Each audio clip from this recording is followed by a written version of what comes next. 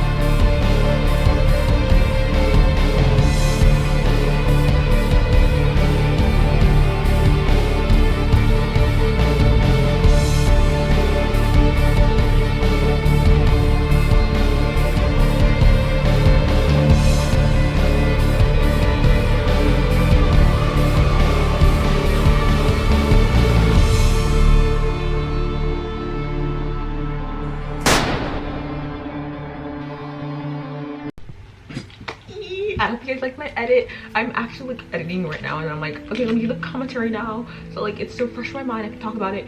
I'm just doing like, this is basically a series where I do like little like edits, which I don't even count as edits, because if you're on YouTube in like 2016 or whatever, you saw those edits and you know what I'm talking about. You like those are perfect. These are kind of just like clips got come together that like I guess people consider edits on like TikTok now, but I don't really consider it an edit because I don't really feel like it considered like needs a lot of skill, because like I'm not an editor. Like I fear I am not that good at this. First time doing this, I'm like, okay, let's try it. It was fun, but I don't consider this like an edit. I'm just gonna call it an edit, okay? Just for the sake of this, it's gonna be considered an edit, okay?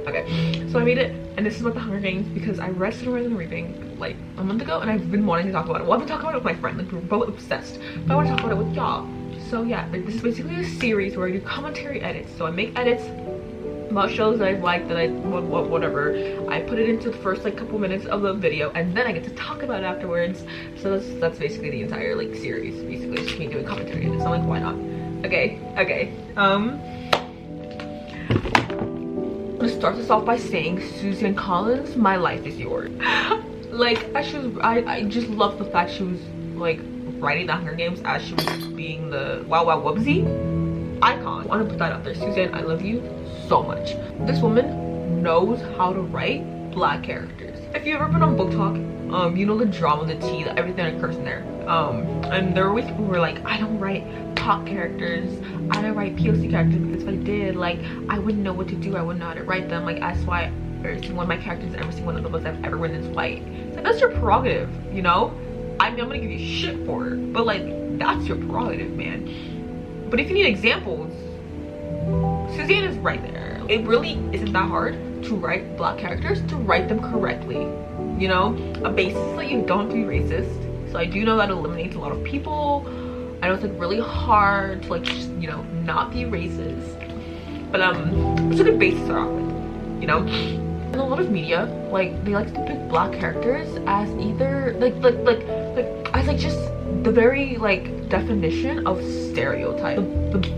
The black best friend character in media, like, who's like, oh, her name was Letitia, you know, she got the hoop earring, she's just like, girl, you got this, girl, I got you, girl, this, girl, that. Bubbly and like extroverted, but you know, she never actually dates anyone. She's always a second thought, and she's just there to like add on to the main character, who by the way is usually white, and it's just there just to be like an add-on. Like, you know, it's not depicted as like a bad thing, but it's like the only thing you ever depict as a black character. It's just like, why? It feels like you're not trying, you know? You have the resources, you have the time, you have the money, you just choose not to. At that point, something right. Like, why not, you know? Why can't you do it right? Like, okay. Suzanne writes black characters like if they're more than just side pieces. Like I know, like, they are side characters, right? But they still play an important part in the story, and not simply there to just be little add-ons, to just be there to like haha have fun. Her black characters are written with emotion. They're written with like love. They're written with care. They're written as if you like I want to be them, you know? Like, they're written as if like she writes them like she cares. I can tell from like the way she writes that she does care. You have Rue, right? You have Rue who goes into these games. She's young. No, you know she's not gonna make it out. You know she's not gonna make it out. But you get to be there as her innocence is literally ripped away. Her in the very last moments and you hold her hand like through the screen as Katniss does, right? All you can think about is like, well, I mean, if you're thinking at the time, I'm sobbing, but if you can think at that time, oh my god, this was amazing. I have you're crying, you know, tears. Like the first time I read the books, I waited years to watch the movie because I read the books like in elementary school. I waited years to watch the movies because I personally knew at my young age I was not gonna even make it. In 5th grade, I figured out how to take my Netflix account off of kids onto like, you know, adults. And I watched them or whatever I wanted. I read the books. I was like, if I see this on screen, I will be sobbing. So I waited until I was thinking, I think maybe middle school or high school until I actually watched the movies.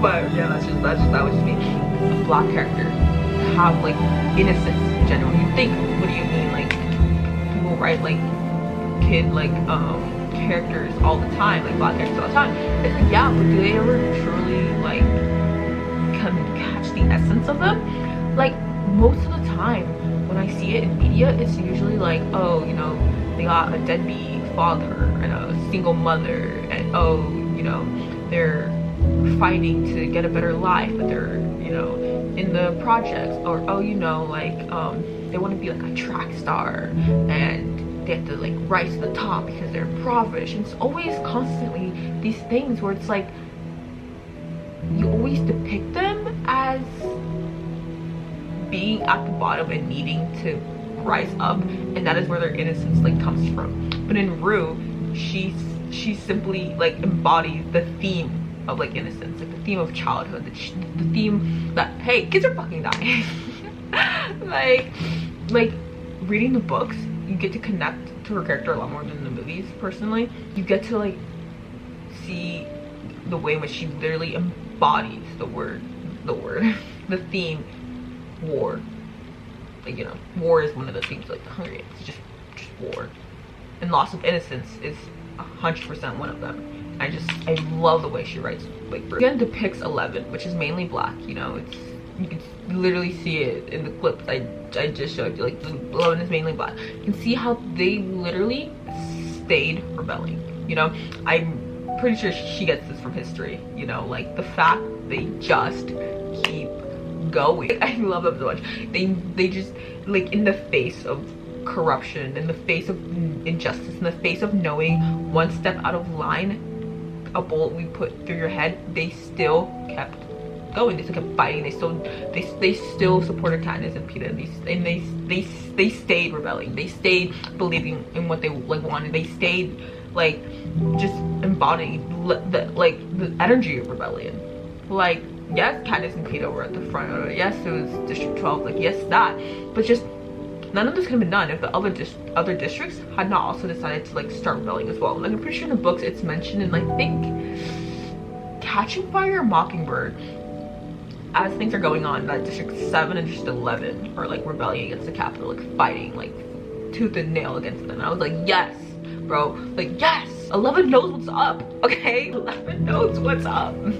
They stayed, no, wait, what's up? They were just like, fuck you, dude, the entire time. And not once there was ever an inkling in my mind that 11 did not hate Snow as much as the rest of us, you know? Not ever was I like, you know, no, like 11, bro?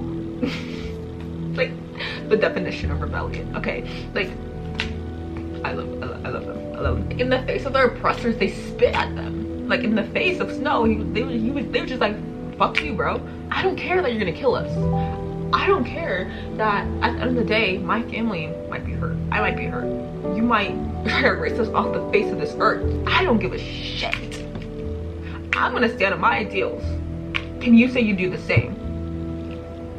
I love them. I love them. Like, Suzanne gets right what the media usually doesn't. And it's that black characters are humans too. Like, it's very, that's the essence of it. That's,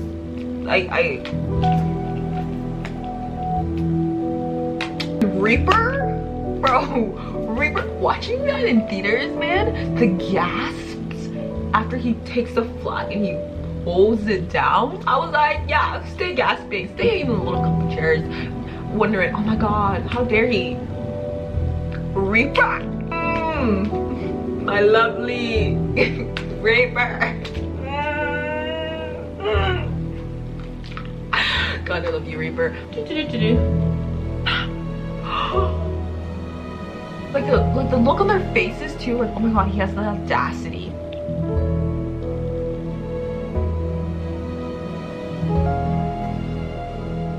Like that is what you're hung up over. And he, you know, he puts the bodies together, he puts a Pan flag over it, he turns to the camera and he's like, what's up? What's up? Yes! Yes!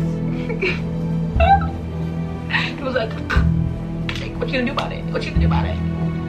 I know afterwards, what's her name is just like, yeah, you know, by the end of this day, all the tributes are gonna be dead. I should like send the snakes. But like, you know, oh, didn't matter. Because he's still in business.